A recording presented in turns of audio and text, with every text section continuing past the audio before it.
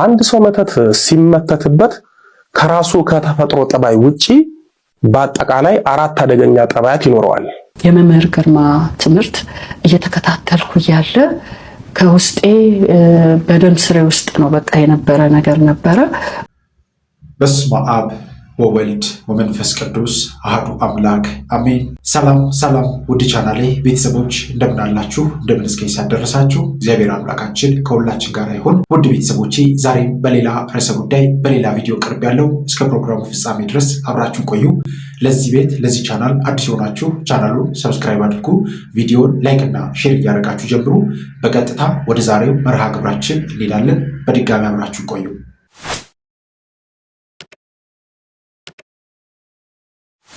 የወለላይቱ እመቤት ልጆች አንድ ሰው መተት ሲመተትበት ከራሱ ከተፈጥሮ ጠባይ ውጪ በአጠቃላይ 4 አደገኛ ጠባያት ይኖረዋል። እነሱም አንደኛ የራሱ የተፈጥሮ ጠባይ ነው። ሁለተኛው ያስመተተበት ሰው ጠባይ ነው።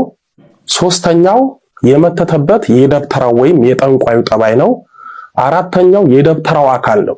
ስለዚህ አንድ ሰው መተት ተደረገበት ማለት በቀጥታ ከራሱ ጠባይ ውጪ 4 አደገኛ ጠባያትን ይዋረሳል ወይም 4 የማያውቃቸውን አደገኛ ጠባያት በሕይወቱ ያስተናግዳል። በቀላል አገላለጽ መተት የተደረገበት ሰው ከራሱ ጠባይ ውጪ 4 አካላት በአንድነት ይሆናል ማለት ነው። ዘርዘር አድርገን እናያለን። አንድ ሰው መተት ተደረገበት ማለት ከራሱ ውጪ 4 አካላት አሉት ማለት ነው። እነዚህ አካላት ሕይወቱን ይበጠብጣሉ፣ ጠባዩን እንደ ንፋስ እንዳይጨበጥ ያደርጋሉ። መተት የተደረገበት ሰው እንኳን ሰዎች ሰውየው ራሱ የራሱን ጠባይ አያውቅም። ወጥ ሳይሆን ብጥብጥ ያለ ጠባይ ነው የሚኖረው። ለዚህም ነው ብዙ ጊዜ መተት የተደረገባቸውና መተት በየጊዜው የሚታደስባቸው ሰዎች ጠባያቸው ለራሳቸው ሰዎች፣ ለቤተሰባቸው፣ ለጓደኛቸውና ለወዳጃቸው የማይታወቀው። ለምሳሌ መተት ያስደረገበት ሰው በጠባዩ ነጭናጫ፣ ቁጡ፣ ተሳዳቢና ትዕግስተ ቢስ ከሆነ የተመተተበት ሰው በድንገት ጠባይ ይቀየርና ነጭናጫ፣ ቁጡ፣ ተሳዳቢና ትዕግስተ ቢስ ይሆናል። ብዙ ጊዜ መተት የተመተተባቸውና መተት የሚታደስባቸው ሰዎች በአንድ ጊዜ የአምልኮት ሕይወታቸው ይቀየራል። ይህ ማለት ምን ማለት መሰላችሁ? በአንድ ጊዜ ያስለመዱትን ጸሎት፣ ስግደት፣ ቅዱስ ቁርባን መቀበል፣ ቤተክርስቲያን መሄድ፣ ሄዶም ማስቀደስ፣ ስብከት መስማት፣ በመቁጠሪያ መቀጥቀጥ ወዘተ እርግፍ አድርገው ይተዋሉ። የሚያሳዝነው መጸለይ፣ መስገድ፣ መቁረብ፣ ቤተክርስቲያን መሄድ፣ በመቁጠሪያ መቀጥቀጥ ወዘተ ይፈልጋሉ፣ ግን ይህንን ለማድረግ መንፈሳዊ አቅም ያጣሉ። ምናልባት እንደምንም ብለው የግድ ታግለው ቢጸልዩ ጸሎቱ ያስጠላቸዋል። የለመዱት ጸሎት በጣም ይረዝምባቸዋል። ጸሎቱ አላልቅ ይላቸዋል። ጸሎቱ ስልችት ይላቸዋል። እንደ ቀድሞ ህሊናቸውንና ልቦናቸውን ሰብስበው በተመስጦ ሆነው መጸለይ አይችሉም። በመቁጠሪያ ሲቀጠቅጡ በፊት ህመም የማይሰማቸው አሁን በመቁጠሪያ ሲቀጠቅጡ ከበፊቱ በተለየ ሁኔታ ህመም ይሰማቸዋል። የሚገርመው ደግሞ ብዙ ስግደትን ማለትም የአምልኮት ስግደትን፣ የመቀጥቀጫ ስግደትን ቀጥቅጠው እንዳልሰገዱ ስግደት ተራራ ይሆንባቸዋል። ገና ለመስገድ ሲያስቡ ልክ እንደሰገደ ሰው ቀድሞ ይደክማቸዋል። ቅዱስ ቁርባን ላለመቀበል ምክንያት ያበዛሉ፣ ምክንያት ይደረድራሉ። አንዳንዴም በእግዚአብሔር ዘንድ ተቀባይነት በሌለው ትሕትና ተጠምደው ቅዱስ ቁርባን መቀበል ይተዋሉ። ቀድሞ በአምልኮት ሕይወት ትግበራ ያገኙት ፋይዳ አሁን ትልቅ ዕዳ ይሆንባቸዋል። ቀድሞ የነበራቸው ትጋት አሁን ወደ መሰልቸትና ወደ ጭንቀት ይቀየራል። ቀድሞ የነበራቸው መንፈሳዊ ደስታ፣ መንፈሳዊ ሞራል፣ መንፈሳዊ ብርታትና ልዕልና እልም ወዳለ ስንፍና ይቀየራል። ይህ ሁሉ ለምን እንደሆነ ታውቃላችሁ? አንደኛ በመተት አጋንንት ያስመታችሁን ሰው ጠባይ ስትዋረሱ ነው። ያስመተተባችሁ ሰው ስለማይጸልይ፣ ስለማይሰግድ፣ ቅዱስ ቁርባን ስለማይቀበል እናንተም የተመተተባችሁ ሰሞን አትጸልዩም፣ አትሰግዱም፣ ቅዱስ ቁርባን አትቀበሉም፣ ቤተክርስቲያን አትሄዱም፣ በመቁጠሪያ አትቀጠቅጡም። ሁለተኛው በመተት የገባው አጋንንት ደግሞ በራሱ እንዳትጸልዩ፣ እንዳትሰግዱ፣ ቅዱስ ቁርባን እንዳትቀበሉ፣ በመቁጠሪያ እንዳትቀጠቅጡ ስለሚያደርጋችሁ ነው። በአጠቃላይ መተት የተመተተባችሁ የተላከባችሁና የታደሰባችሁ ሰሞን ትጥቃችሁን ትፈታላችሁ። ማለትም አጅሬ መንፈሳዊ የጦር ዕቃችሁን ጾም፣ ጸሎት፣ ስግደት ወዘተ ያስጠላችኋል። የመተተበት ደብተራ ወይም ጠንቋይ የግል ጠባዩ በቀለኛ፣ ሰውን የሚጠላ ክፉ ከሆነ የተመተተበት ሰውን በድንገት ጠባዩ ተቀይሮ በቀለኛ፣ ሰውን የሚጠላ ክፉ ይሆናል። ይህንንም የተዋረሰውን ጠባይ በቤተሰቡ ለምሳሌ በትዳር አጋሩ፣ በልጆቹ እንዲሁም በወዳጆቹና በሰዎች ላይ ያሳያል። ስለዚህ መተት የተመተተበት ሰው የማያውቀውን መተት የመተተበትን የደብተራውን የጠንቋዩን ሰው ጠባይ ይዋረሳል። የደብተራውን አካል ያልኳችሁ ለምሳሌ መተት የመተተባችሁ ደብተራ እጁ ቆማጥ ወይም ጉንድሽ ከሆነ የእናንተም እጅ ዕቃ መያዝ ስራ መስራት አይችልም፣ ይዝላል፣ ይልፈሰፈሳል። ጸበል ስትጠመቁ ደግሞ እጃችሁ ቁልፍልፍ ይላል፣ እጃችሁ ድርቅ ይላል። የደገመባችሁ ደብተራ እግር ከሌለው እናንተም እግራችሁ ይዝላል፣ መሄድ ያቅታችኋል። ከቤት አትወጡም፣ ቤት ውስጥ ቁጭ ብላችሁ አልያም ተኝታችሁ ትውላላችሁ። ጸበል ስትጠመቁ እግራችሁ ይታሰራል፣ ቁልፍ ይላል። ሌላው አደገኛው የአካል ተዋርሶ ነው። የመተተባችሁ ደብተራ ሽማግሌ ከሆነ በድንገት ንግግራችሁ፣ አካሄዳችሁ፣ አለባበሳችሁ፣ አካላችሁ እንደ ሽማግሌ ይሆናል። ሴቶቹም ልክ እንደዚሁ። ከፍጥረታት ውስጥ ሰዶማዊ ባህሪ ያለው አሳማና ጅብ ነው ይባላል።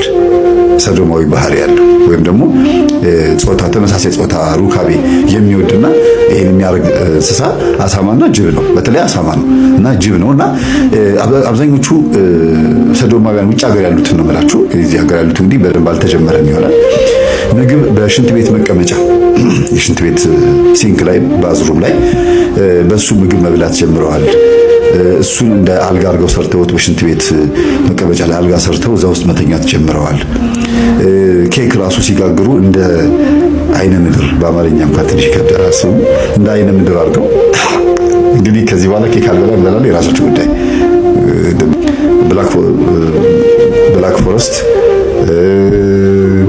ዘቢብ፣ ደረቅ ኬክ፣ ተቆራጭ የሚባሉትን ነው እንጂ እኔ በብዛት ይሄ እንደዚህ ዝብልል ያለ የተቀመጠውን ነገር እሱ ነገር በቪዲዮ ካየሁኝ በኋላ ለምን እንደዛ እንደሚሰሩትም ስለማቅ ያስጠላል። እና ቅርጹን ሆን ብለው አንድ ሰው ሜዳ ላይ ተቀምጦ ከተነሳ በኋላ እንዴት ነው ቅርጹ እንዴት ነው የሚያደርጉት? እና በዛ ልክ ቆሻሻ የሆኑ ነገሮችን እያየ መጣ ይሄ ልጅ እና የነጮችንም ወልፍ ወደ ወልፍነት የሚቀየሩ አመጣለት አልጎሪዝሙ። የዩቲዩብ አልጎሪዝም ብዙ ጊዜ አንዱን ሰርች ስታደርጉ በጣም በተደጋጋሚ ስትፈልጉት ያኛውንም ያመጣላችኋልና ወደ ተኩላነት እንደምታዩት በጎኒ በኩል ወደ ተኩላነት የሚቀየሩ ወደ ጅብነት የሚቀየሩ እንደየሀገሩ ይለያያል። አፍሪካ ውስጥ ደቡብ አፍሪካ ላይ ናይጄሪያ ውስጥ ጅብን እያጋለቡ የሚሄዱ የጅብን ቆዳ የቆረጡ ቅንድቡን እየቆረጡ ለምን ለቡዳ መድኃኒት እንደሚያደርጉ ምናምን ሲሰማ በዛ ጉዳይ በጣም እያወቀ መጣ። ማቹርድ ሆነ ልጁ። ከዛ በቃ እንትን ሆነ ሞር በጣም ፎከስድ ሆነና ፈራ። የፈራው በአንድ በኩል ነው። በአንድ በኩል ግን የኛንም ትምህርት አገኘ። ይሄ 15 ዓመት ልጅ የኛን ትምህርት እንግዲህ ቅርታ እዚህ ጋር በመሃል ሰብር የገባሁባችሁ እንደዚህ እያለ እያጠና ሰርች እያደረገ ስለዚህ ነገር እያጠና አደጉ ልጆቹ። በቃ ሰው ሰፈር ከገቡ ሌላ ሰፈር ከገቡ በኋላ ስለነሱ የሚያውቅ የለም። በሰላም እየኖሩ ነው። ግን ተዋርደን እንዴት እንቀራለን ብሎ ነውና ከ10 ዓመት በኋላ የ15 ዓመቱ ልጅ የ25 ዓመት ልጅ ሆነ። የ3 ዓመቱ ልጅ ደግሞ የ13 ዓመት ልጅ ሆነ። የ18ቱ ደግሞ የ28 ዓመት ልጅ ሆነ ማለት ነው። አሁን ባለንበት በአሁኑ ጊዜ ጥቅምት ወር ላይ ባለፉት በዚህ ከ4 ወር በፊት ማለት ነው ጥቅምት ወር ላይ እኔ በዚህ ጉዳይ ላይ ኢንቮልቭ እንዳደርግ ተጠራሁ። እንዴት ቢባል ይሄ ልጅ ላፕቶፕ ላይ ጎግል ላይ ምናምን ሰርች ሲያደርግ የነበረው ልጅ አሁን ላይ ምን ላይ ደረሰ? የኛ ትምህርት ላይ ደረሰ። አሁን ባለንበት ሰዓት ላይ ከ3 ዓመት ነው ከ2 ዓመት በፊት ጀምሮ ትምህርታችንን እያየ መጣና እናታቸው እንደሆነች እየደመደሙ መተው ነበርና ከእናታችን የመጣ መንፈስ ታሰር እያሉ ይቀጠቅጣሉ። ታላቅ ወንድማቸው በተወሰነ መልኩ ገብቶታል ስለ መንፈሳዊ ሕይወት። እኔ የዚህ ቤተሰብ ልጅ ነኝ ብሎ ስላሰበ የሰፈር ሰው አላወቀባቸውም እንጂ ስላላወቀ ደስ ብሏቸዋል እንጂ ፈርተዋል። አንድ ሰው ካወቀ በቃ አሁን ደግሞ መሰደዳችን ነው ብለዋል። እና ይሄን ትንሹ ልጅ በ3 ዓመት ሆኖ ያወራውን ስለ እናቱ ያወራውን ነገር ምናምን እንደሚያስታውስ ጠይቀውት ምንም የሚያስታውሰው ነገር የለም። ከዛ በዛው ዝም በል ብሎት ጸጥ ብለዋልና እናታቸው ግን ታማሚ ሆና ተኝታለች። የታመመችው ይሄ ነው የሚባል በሽታ አይደለም። የሞራል ድቀትና የስሜት በቃ ምንድነው የሚባለው ውድቀት፣ በጣም ከባድ ውድቀት ተሰምቷት፣ የውድቀት ስሜት፣ የውርደት ስሜት ህመም ነው እኮ በነገራችን ላይ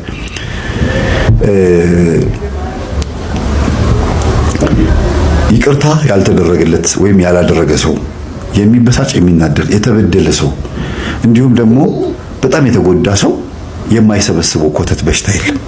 ብዙ በሽታ ይሰበስባል። ጨጓራ፣ ራስ ምታት፣ ኮሌስትሮል፣ ከቤት ባለመውጣት ምክንያት የሚመጡ የተለያዩ የሰውነት በሽታዎች። የመምህር ግርማ ትምህርት እየተከታተልኩ እያለ ከውስጤ በደም ስሬ ውስጥ ነው በቃ የነበረ ነገር ነበረ።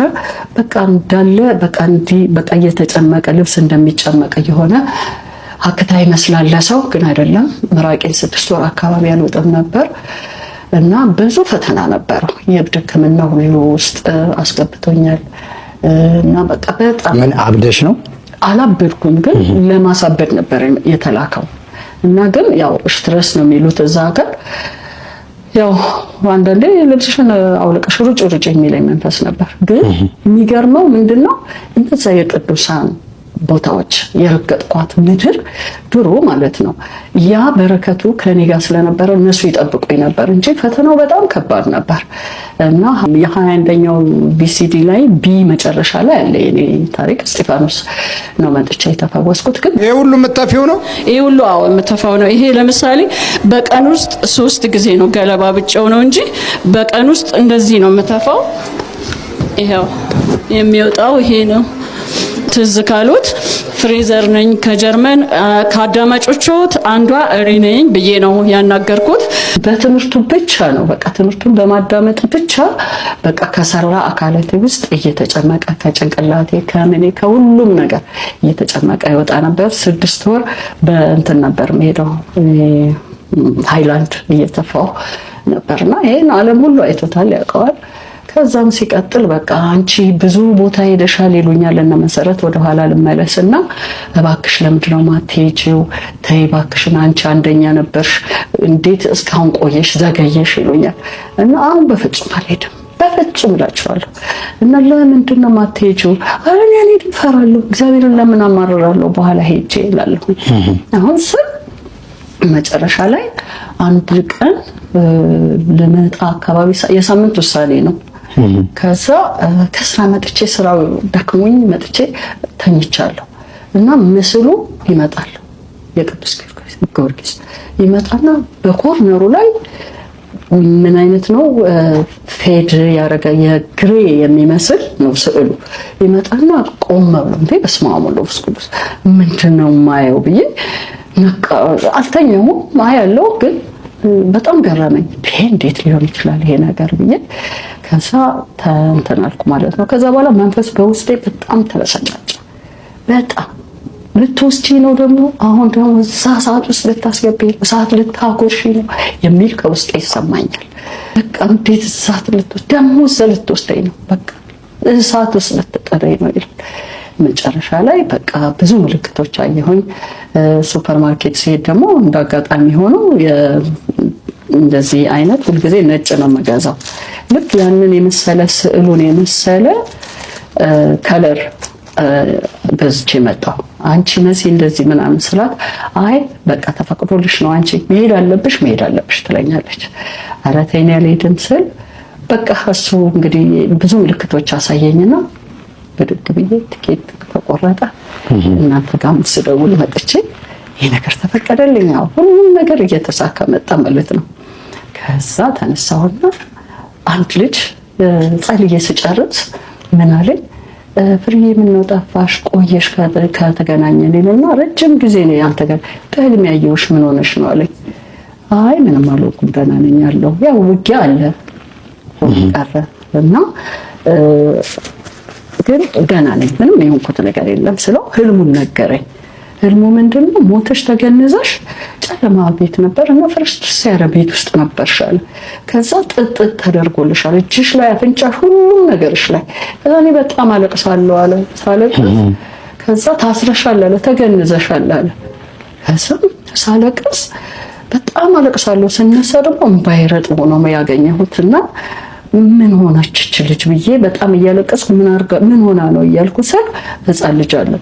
ከዛ ቅዱስ ይመጣና አለ ልጁ ስሙ ቅዱስ ነው ይመጣና ከዛ አንድ ሴት ነበረች ኪዳነ ምሕረት ናት አለ ቆማ እየጸለየችልሽ ነበር አለ።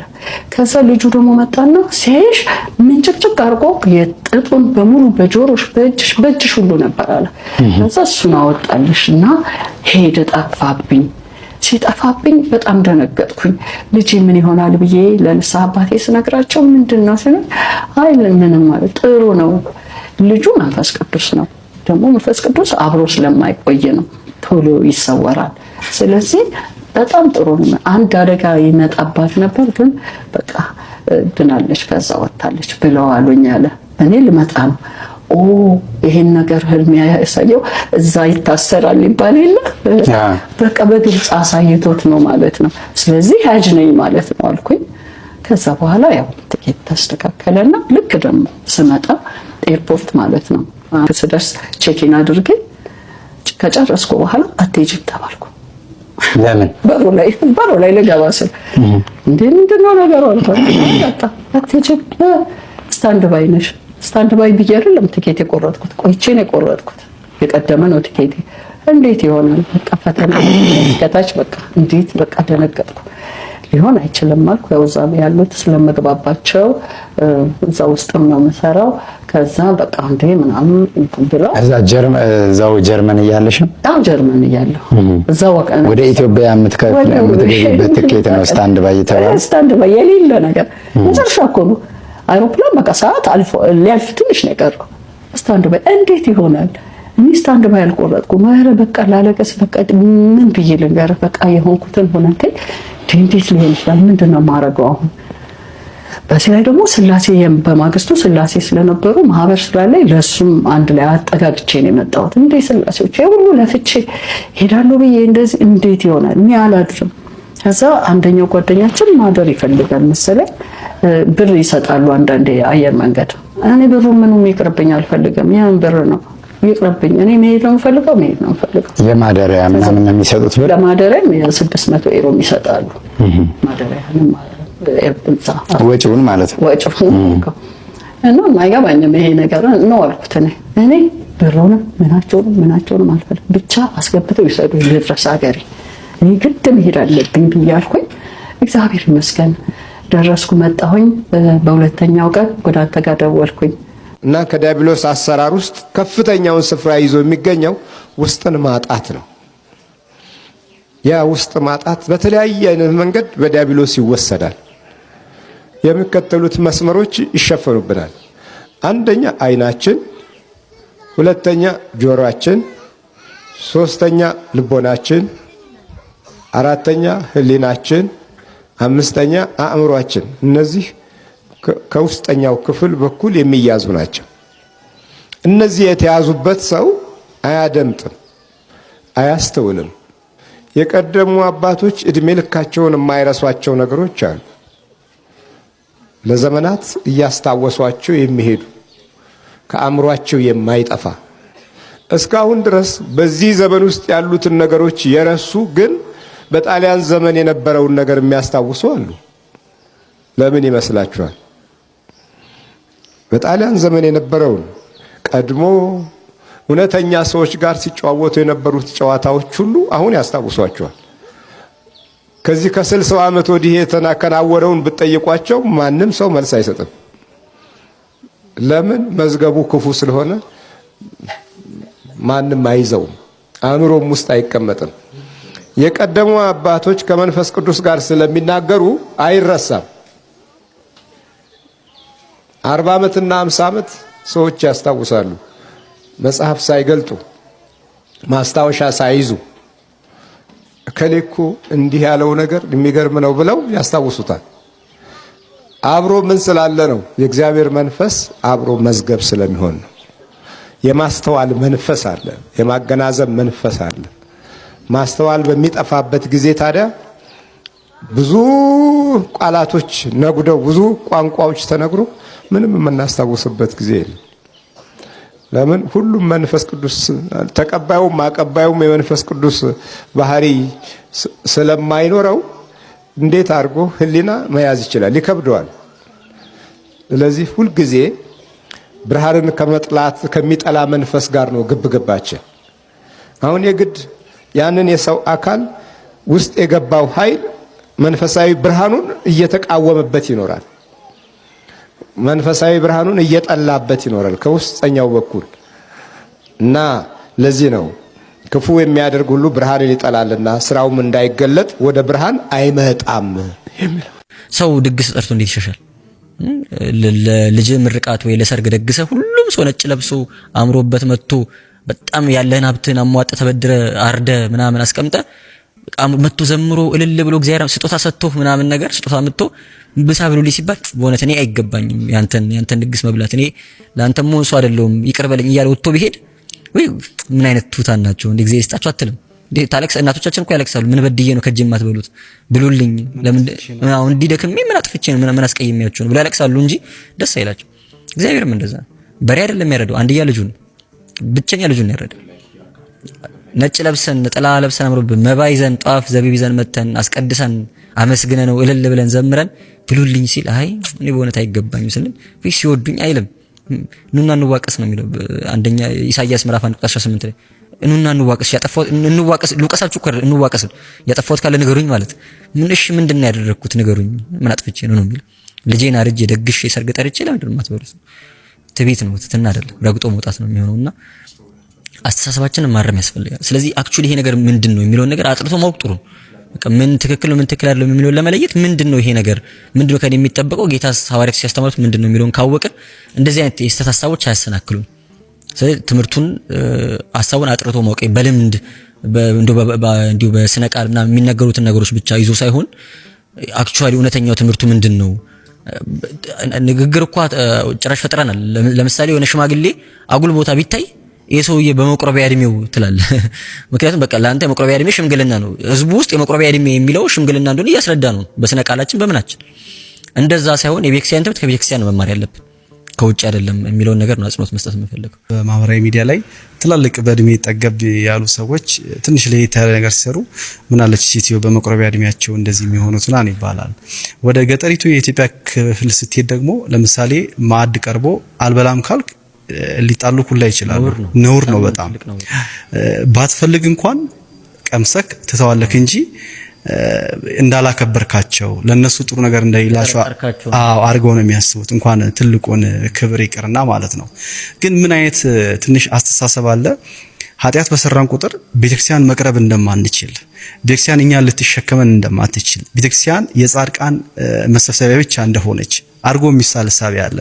ስለዚህ እኔ ኃጢአት የሰራው በምን ስራዬ ነው የምቀርበው?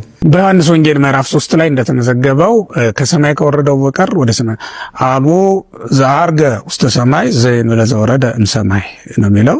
ከሰማይ ከወረደው በቀር ወደ ሰማይ የወጣ ማንም የለም ይላል። ወደ ሰማይ የወጣው ማን ነው? ከሰማይ የወረደው ነው። ከሰማይ ከወረደው በቀር ደግሞ ወደ ሰማይ የወጣ ማንም የለም ይላል። እንግዲህ አምላካችን እግዚአብሔር ከሰማይ የወረደ ነው እንላለን አይደል? መለኮቱ ከሰማይ ወረደ እንላለን። ስለሌልና በሰማይ ያለ ስለምንል ነው እንጂ ለእግዚአብሔር ቦታ መወሰናችን አይደለም። እውነት ለመናገር እንኳን ለእግዚአብሔር እውነት ለመናገር ለፀሐይ ብርሃን ቦታ እንወስንለታለን እንዴ? እርግጥ ነው ፀሐይ በሰማይ ላይ ይታያል አካሉ ማለት ነው። ብርሃኑ ግን በዓለም ይመላል። እግዚአብሔር እሱ በሰማይ ሆኖ ክብሩ በምድር የሞላ አምላክ አይደለም። ክብሩም አካሉ በዓለም የሞላ የትኛውም ቦታ ላይ እግዚአብሔርን እናገኘዋለን እና ወረደ ብለን መናገራችን በራሱ ሰው ሆነ ለማለት ነው እንጂ ሌላ ነገር አይደለም። ግን ከሰማይ ከወረደው በቀር ወደ ሰማይ ወጣ ማንም የለም እንላለን። ከሰማይ ወረደ ስንል በሰማይ መታጣት ሳይኖርበት ምድራዊ መሆኑን፣ ወደ ሰማይ ወጣ ብለንም ስንናገር በምድርም መታጣት ሳይኖርበት በሰማይ የሚኖር መሆኑን ለመግለጥ የምንጠቀምበት ቃል ነው። ከዛ በተጨማሪ ግን ከሰማይ ከወረደው በቀር ስንል አሁን አምላክ ከሆነው በቀር አምላክ ከሆነው ሰው በስተቀር ሰው ከሆነው አምላክ በስተቀር ማለታችን ነው። ወደ ሰማይ የወጣ የለም ብለን ስንናገርም ሰው ከሆነው አምላክ ከሆነው ሰው በስተቀር ማለታችን ነው።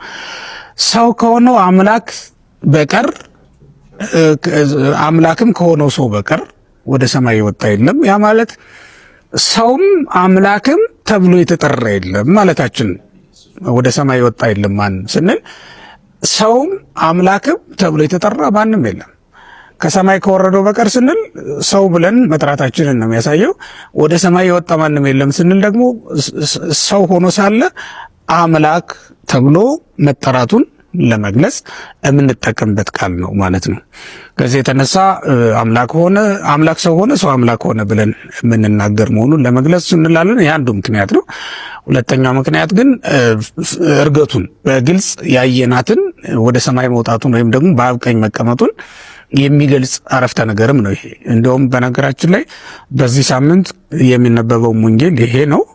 በዚህ ወንጌል ውስጥ እንግዲህ የምንማረው አንዱ ምንድነው? ወደ ሰማይ ከሰማይ የወረደው ይህ ወደ ሰማይ የሚወጣው የተለያየ አይደለም። ከሰማይ ወረደ የምንለው አሁን ወደ ሰማይ ሲያርግ ያየነውን ነው። ወይም እኛ የሐዋርያትን አይን አድርገን ማለት ነው ወደ ሰማይ ሲያርግና በአብ ቀኝ ሲቀመጥ መላእክት ሲዘምሩለት ያየነውን ከሰማይ ወረደ ብለንም የተናገርነው ይሄንኑ ራሱን መሆኑን ለመግለጽ ነው። እግረ መንገዱንም እርገቱ ከኤልያስ ከሄኖክ እርገት የተለየ መሆኑንም ለመግለጽ ነው። ኤልያስ ሄኖክ ወደ ሰማይ እንዳደረጉ ብንናገር አሁን በመጽሐፈ ነገሥት ሁለተኛ ነገሥት ምዕራፍ 2 ላይ እንደምንመለከተው ኤልያስ በሰረገላ መነጠቁን መጽሐፍ ቅዱስ ይነግረናል አይደል? ግን ወደ ሰማይ ወጣ ማንም የለም ብለን ደግሞ ለኢየሱስ ክርስቶስ ብቻ ሰጥተን እንናገራለን። ምን ማለታችን ነው? ኤልያስስ ወደ ሰማይ መነጠቁን እየነገረን አይደለም? ወይም ደግሞ አረገ ብላ አታስተምርም ወይ ቤተክርስቲያን ብንል ጥር 6 ቀን በዓል ሰይማ እርገቱ ለኤልያስ ብላ ታስተምራለች ቤተክርስቲያን። ግን ምን ማለት ነው? ይሄ አንደኛው መለኮት ወደ ሰማይ የወጣ ማንም የለም ብለን ስንናገር አምላክ ተብሎ የተጠራ ማለት ነው። ሰማይ የሚለው እዚህ ላይ አምላክ ማለት እንደሆነ በግልጽ ማወቅ ያስፈልጋል። ምድር ማለት ሰው ማለት እንደሆነ ሁሉ አምላክ ብለን ሰማይም ብለን ስንናገር መለኮት ወይም ደግሞ አምላክ ብለን መናገራችን መሆኑን ማወቅ ያስፈልጋል። በትምህርተ ሥጋዌ ውስጥ ይሄ የታወቀ ትምህርት ስለሆነ ነው። ሁለተኛው ምክንያት ደግሞ የክርስቶስ ወደ ሰማይ መውጣት ሁላችንንም ወደ ሰማይ ይዞ የወጣ እርገት ነው። ከኤልያስ እርገት የሚለየው በዚህ ነው። አንዱ ሁላችንንም በሰማይ አባት አለን እንድንልና በሰማይ መኖሪያ ስፍራ አለን ብለን እንድናምን ያደረገን ይሄ የክርስቶስ ወደ ሰማይ መውጣት ስለሆነ ነው። በመጨረሻ እንግዲህ አምላክ ወረደ ብለናልና ከዚህ ምን እንማራለን ነው ጥያቄው። አምላክ ወረደ ስንል ምንድን ነው ሊያስተምረን የሚችለው? ለኛ በእርግጥም መነሳት ያለበት ጥያቄ ነው። ምክንያቱም አምላክ ወረደ ማለታችን ለኛ በጣም ብዙ ትምህርት ነው ያለው። የአምላክ መውረድ ምንኛ ይደንቃል በእውነት። ምክንያቱም ነገስታት ከስልጣናቸው ተሻሩ፣ መኳንንት ከክብራቸው ተዋረዱ ብለን ብንናገር መውረድ ወይም ደግሞ መሻር የሚስማማቸው ስለሆኑ ነው። አምላክ ግን ወረደ ማለታችን እንዴት ይገርማል። እሱም ብቻም አይደለም፣ እውነት ለመናገር በሰማይም ሆኖ በምድር ያለ በምድርም ሆኖ በሰማይ መኖር የማይሳነው አምላክ ሆኖ ሳለ ወረደ ማለታችን ምንድን ነው የሚያስተምረን ከተባለ እኔ መውረዱ እንደው ከነገረ ድህነት ውጭ እንኳን እንወሰደውና ዝም ብለን ስንመለከተው የአምላክ መውረድ ብዙ ነገር በህይወታችን አስተምሮን የሚያልፍ ነው የሚሆነው። አንደኛው ትህትናን ነው የሚያሳየው፣ የሚያስተምረውም እንደዚያ ነው። የአምላክን ትህትና ነው የሚያመለክተው። አምላክ ሆኖ ሳለ በሰማይና በምድር የመላ ሆኖ ሳለ በጠባብ ማህፀን መወሱን አይገርማችሁም? ይሄ ማለት ምን ማለት ነው? በሀብት በእውቀት በኃይል በሌሎችም ነገሮች መወሰናቸውን ውስን መሆናቸውን የማይወዱ ሰዎች አሉ እና በጉልበትም በሀብትም ከሁሉም በላይ እንዲሰጣቸው ይፈልጉ አሉ። እንደ አንበሳ መፈራትን እንደ ነብር ሩጦ መቅደምን ወይም እንደ አቦ ሸማኔም ልንለው እንችላለን። የሩጫም ነገር ሲነሳ እንደ አቦ ሸማኔ ቢያደርጋቸው፣ የመፈራት ነገርም ሲነሳ እንደ አንበሳ ቢያደርጋቸው፣ በሰው ሁሉ ዘንድ የመፈለግ ነገር ደግሞ ሲነሳ እንዲሁ እንደ አበቦች የፈኩና የደመቁ ሁሉም የሚወዳቸው ሁሉም የሚመለከታቸው እንዲያደርጋቸው የሚፈልጉ ሰዎች አሉ እና ዝነኛ መሆን ይፈልጋሉ፣ ሀብታም መሆን ይፈልጋሉ፣ ባለስልጣን መሆን ይፈልጋሉ፣ ሁሉን ነገር መሆን የሚፈልጉ ሰዎች አሉ። ግን መወሰን አይታችሁታል። ከአምላካችን የምንማረው እኮ ነው። አምላካችን መድኃኒታችን ኢየሱስ ክርስቶስ በዓለም የመላ ነው አይደል? በመለኮቱ ነገር ግን በማኅፀነ ብእሲት ተወሰነ። ወይም የ15 ዓመት ብላቴና ወሰነችው እንላለን እኮ ወይም በጨርቅ ጠቀለለችው፣ በቅፏም ታቀፈችው። በአንዲት ሴት ክንድ እኮ ነው የታቀፈው። አንዲት ብላቴና በክንዷ ታቀፈችው ብለን ነው አይደል የምንናገረው? መወሰንን መጥላት የለብንም። አትርሱ። አንድ ቀን አለመኖር አለ፣ አንድ ቀን አለመጾም አለ፣ አንድ ቀን አለመጸለይ አለ፣ አንድ ቀን ፈልጋችሁ አለመስገድ አለ። አንድ ቀን የተከፈተልን የሁላችንም መንግስተ ሰማያትን የምንወርስባት የመዳን ደጅ ትዘጋለች። ከሞትክ በኋላ ምንም ልታመጣ አትችልም። ካለፍክ በኋላ ምንም ልትሆን አትችልም። ክርስቲያኖች መኖር የምትፈልጉትን ክርስቲያናዊ ህይወት፣ መንፈሳዊ ህይወት ሳትኖሩት ሞት እንዳይቀድማችሁ፣ ሳትኖሩት ዓለሙ ያታላችሁ። እውነቴን ነው የምላችሁ። በጣም የምንኖርበት ጊዜ ፈተናውን ያከበደው ፈተናው በጣም የሚከብድ ስለሆነ አይደለም። ከፈተናው ክብደት በላይ የእግዚአብሔርን አሻጋሪነት እኛ ሁላችንም ስለረሳ ነው። እቺን ብቻ ብያችሁ ልጨርስ። ዮናስ እዛ መርከብ ውስጥ በነበረበት ጊዜ ላይ ሰዎቹ መጥተው በጣም ይሄ ካሜን ኮሌክትድ በጣም የተረጋጋና ጥሩ ስሜት ላይ ሆኖ ያ ሁሉ መበጣበጥ ላይ ሲያዩት ደንግጠው አንተ ምንድነህ ማነህ ብለው ጠይቀውት ነበር። እና ዮናስ እንዲህ ብሎ ነው የመለሰው፣ እኔ ዕብራዊ ነኝ አለ። እስኪ እኔ በሉ አይዟችሁ፣ ዕብራዊ ነኝ። ያው እስራኤላዊ አይደላችሁም ኢትዮጵያውያን ናችሁ፣ ግን እስኪ እኔ በሉ ዕብራዊ ነኝ። እና ቅዱስ ቄርሎስ ምን ይላል? እኔ ዕብራዊ ነኝ ብሎ ዮናስ የመለሰው መልስ ቀጥተኛ አይደለም። እሱ ዕብራዊ ብቻ ሳይሆን ዮናስ ስለሆነ ማለት ነው። ግን እኔ ዕብራዊ ነኝ ያለው ለምንድን ነው ይላል?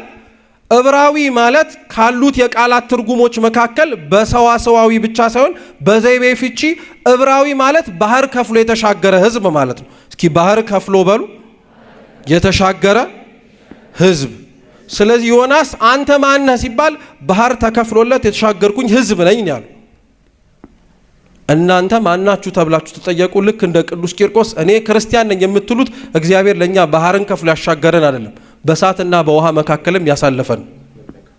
ችግሮቻችን ገዝፈው ይታዩናል እንጂ ከችግራችን በላይ የእግዚአብሔር ድል አድራጊነት ሊታየን ያስፈልጋል። ይህን የምናይበትን አይን ለሁላችን አምላካችን ይስጠን። በመጨረሻም ውድ ቤተሰቦቼ በዛሬው ቆይታችን በዛሬው ትምህርቶቻችን እነዚህንና መሰል ጉዳዮችን ለመዳሰስ ለማየት ሞክረናል። በቀጣይም እንደዚሁ የሚያነቁ የሚያበረታቱ መንፈሳዊነታችንን ከፍ የሚያደርጉ የሚያሳድጉ ትምህርቶችን ቪዲዮዎችን ይዤላችሁ እስከምንገናኝ ድረስ የቅዱሳን አምላክ ከሁላችን ጋር ይሁን። በሀገር ውስጥም ከሀገር ውጭም ያላችሁ ኢትዮጵያውያን ኤርትራውያን ቤተሰቦቼ ሰላም እግዚአብሔር ከሁላችሁ ጋር ይሁን እላለሁኝ። እንበርታ፣ እንጠንክር። እግዚአብሔር አምላካችን ሁላችንንም ያግዘን፣ ያበርታን፣ ጉልበት ይሁንን እላለሁኝ። ይቆየን። አሜን።